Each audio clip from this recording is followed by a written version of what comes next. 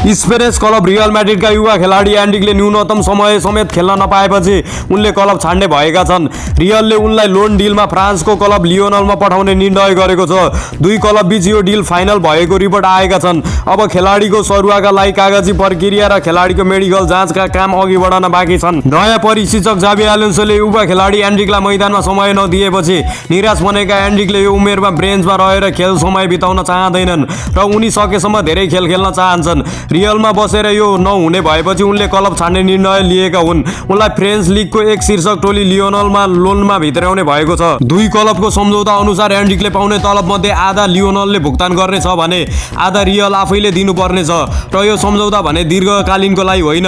एन्ड्रिक आगामी जुन महिनासम्मको लागि मात्र यो लियोनलमा रहनेछन्, त्यसपछि उनी रियलमै फर्किनेछन्। यो सम्झौता अनुसार लियोनलले थप सम्झौता लम्ब्याउन पाउने छैन भने स्थायी रूपमा अनुबन्ध गर्न समेत पाउने छैन। रियल मैड्रिडले ब्राजिलियन युवा फुटबलर एन्ड्रिकलाई ब्राजिलकै क्लब पाल्मेरसबाट 15 डिसेम्बर 2022 मा अनुबन्ध गरेको थियो।